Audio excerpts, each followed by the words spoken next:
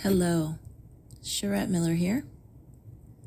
I have chosen to do a quick voice recording. As you may be able to tell in my voice, I am completely and utterly depleted of all energy and exhausted at the moment, which is why I'm choosing to do a voice message or a voice recording as opposed to a video. Obviously, when we're tired, we don't look our best. It's not necessarily about looking my best. That's not the point per se, but it is most definitely easier to state what I feel that I need to state and get my point across without worrying about that as a part of it. So, that being said, where I am today is interesting. I am in this space of complete surrender. I don't know what else I could possibly do but surrender. I'm exhausted due to not sleeping, and that has brought about some pretty amazing fucking epiphanies for me that I would like to share. So, essentially, with regards to the spiritual journey, anyone who happens to be on a spiritual journey, it's different for all of us. Each and every person goes through it in a different manner, and it's all okay. There's nothing wrong. Like, nothing anybody does on their spiritual journey is wrong, and you can't necessarily look at it as right either. I don't like to view spiritual concepts in a sense of right or wrong, because everyone does what they have to do for themselves in that moment. And you feel it out and you figure it out as you go. And usually the things that you choose and the things that come about for a reason. And there's some lesson for you in it. So even if it feels like it was wrong, it's not necessarily a mistake. It's just a lesson. The wrongness, the perceived wrongness, comes from the emotions that happen behind the mistakes and behind the bad things that happen for us. We place a wrongness on those events due to the emotions that we feel because of them.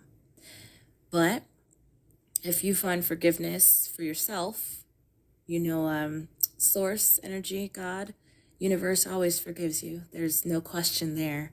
But whether you can allow that forgiveness or not all depends on whether you forgive yourself.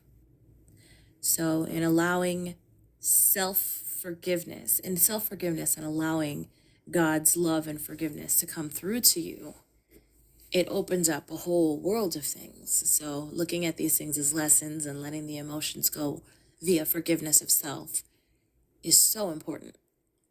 It's a very, very deep concept.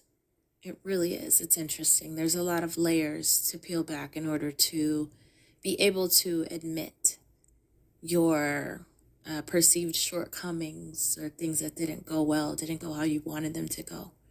It takes a lot of healing to be able to admit them and to be able to find a space of forgiveness within your own heart for yourself. And then in turn, allow that forgiveness from source, energy from God, to flow through you and to allow you to continue being a conduit for source and a light worker, if that's the capacity that you are in this, whatever human vessel that you're in for. So that being said, what I'm leading to is I have had some level up experiences recently. I have a lot. I've had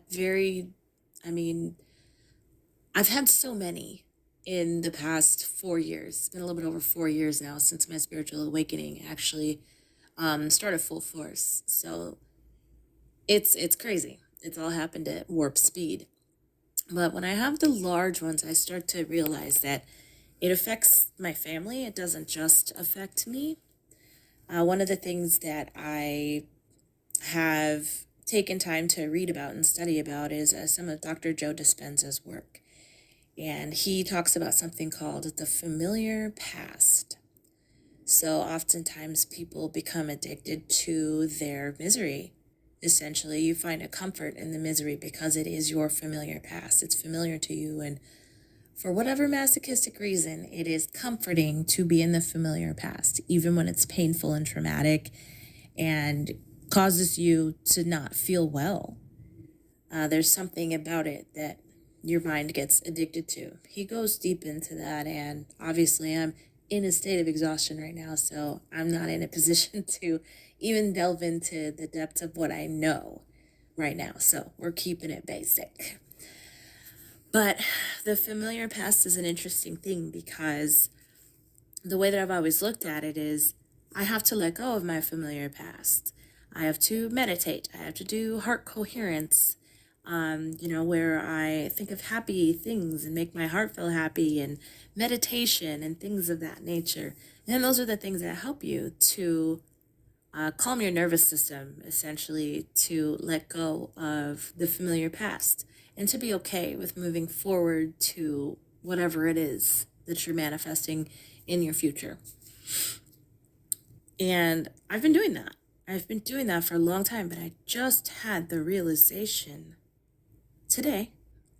I was today years old when I realized that it affects my family, that they have a familiar past view of me, a familiar past view of our family and the dynamic and the way that things were, and that they have to adjust also as much as I do.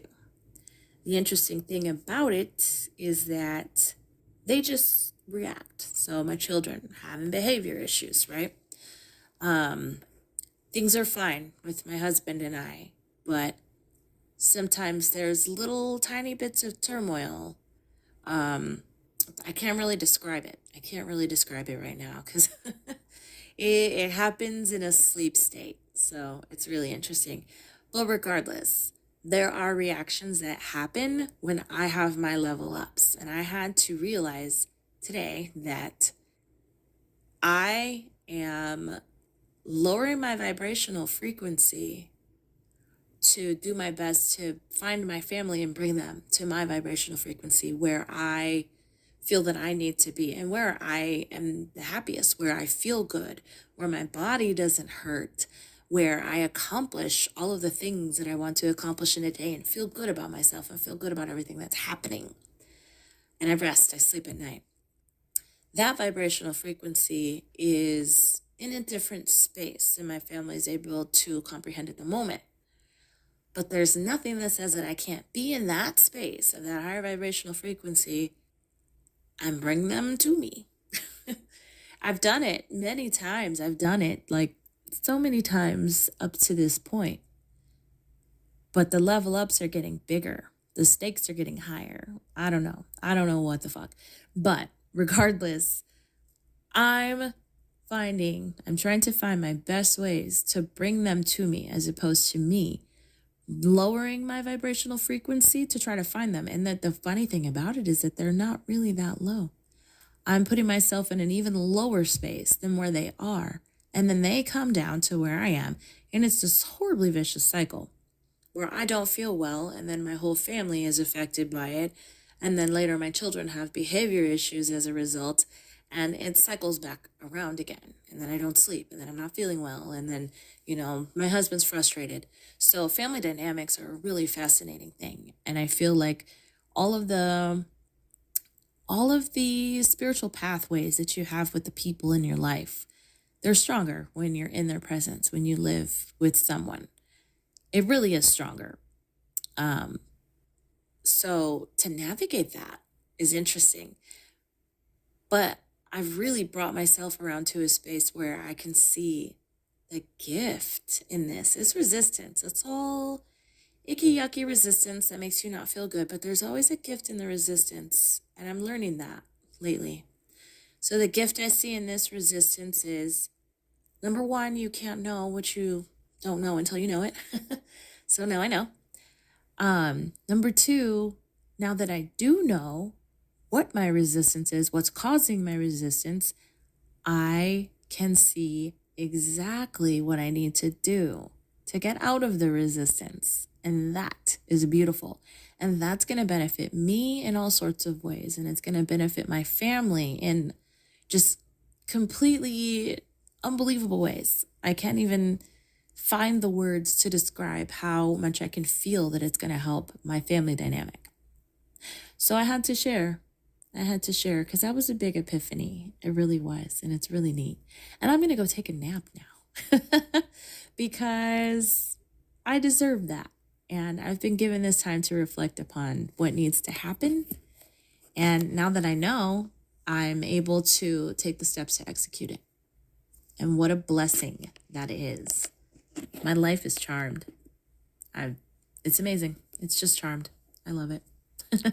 And I love anyone who took the time to listen to this whole thing. I love you all. And I'm sending all the light, all the love, all the joy, all the discovery, all of the growth mindset, everything that I can come up with. I'm sending it all to everyone because I want to see you all thrive. Okay. Lots of love.